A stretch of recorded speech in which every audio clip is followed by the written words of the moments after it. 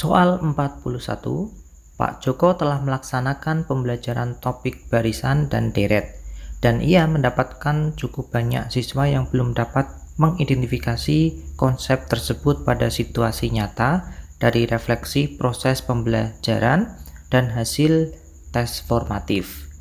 Bagaimana refleksi yang perlu dilakukan Pak Joko untuk meningkatkan kompetensi profesionalnya? A. Melakukan remedi tes formatif dengan soal berbeda. B. Mengulang pembelajaran barisan dan deret bagi yang kesulitan. C. Menerapkan strategi pembelajaran dikaitkan situasi nyata. D. Menggunakan alat peraga barisan dan deret. Jawabannya adalah C. Menerapkan strategi pembelajaran dikaitkan situasi nyata. Jadi kekurangan siswa dalam pembelajaran tersebut adalah siswa belum dapat mengidentifikasi konsep barisan dan deret dalam situasi nyata.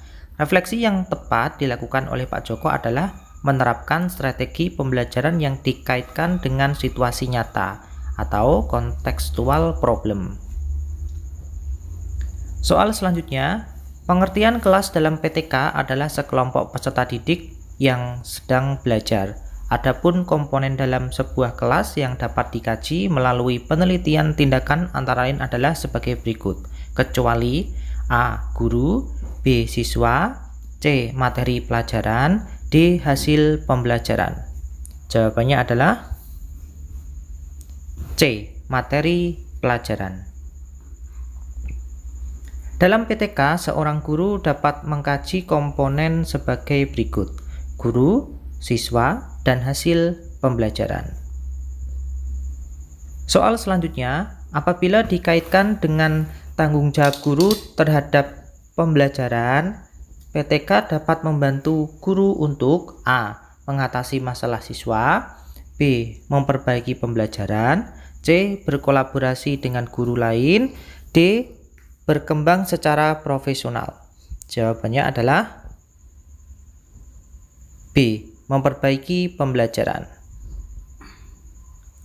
PTK mempunyai salah satu tujuan, yakni dapat memperbaiki pembelajaran yang dilakukan oleh guru dari tindakan reflektif yang dilakukan. Soal selanjutnya, contoh media yang bukan merupakan media pembelajaran manipulatif adalah A. Aplikasi animasi yang dapat digerakkan dengan mouse komputer, B. Kartu permainan edukatif, C. Klinometer untuk mengukur sudut elevasi, D. Poster rangkuman rumus matematika. Jawabannya adalah D. Poster rangkuman rumus matematika. Jadi sangat jelas bahwa poster rangkuman rumus matematika bukan media pembelajaran yang manipulatif, karena poster tersebut ditulis dengan jelas sehingga memberikan informasi kepada siswa.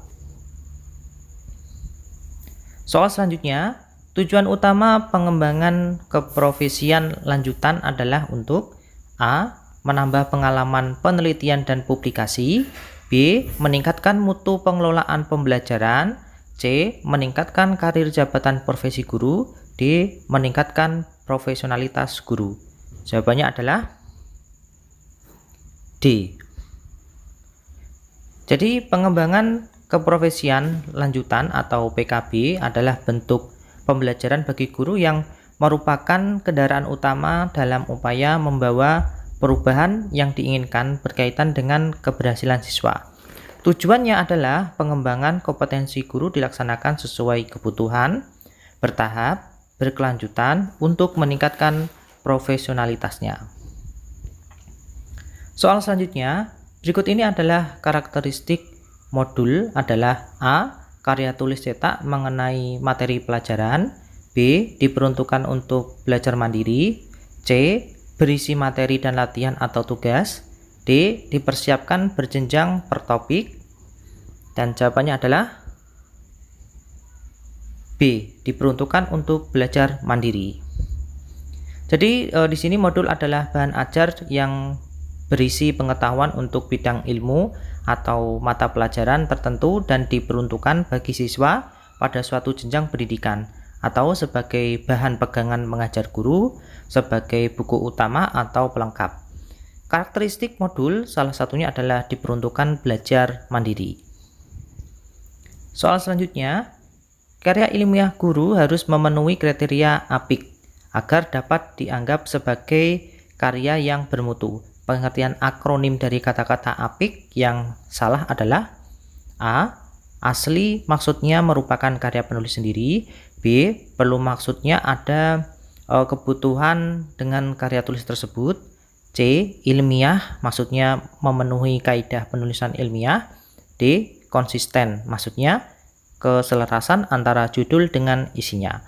Jawabannya adalah D. Konsisten maksudnya keselarasan antara judul dengan isinya. Jadi arti apik ini dalam penulisan karya ilmiah yaitu adalah asli, maksudnya karya asli milik sendiri. Perlu, B-nya perlu, maksudnya usaha pemecahan masalah yang diperlukan penulis. Kemudian I-nya adalah ilmiah, maksudnya memenuhi kaidah penulisan ilmiah. Kemudian K-nya adalah konsisten, maksudnya adalah harus sesuai dengan kompetensi penulis sebagai seorang guru.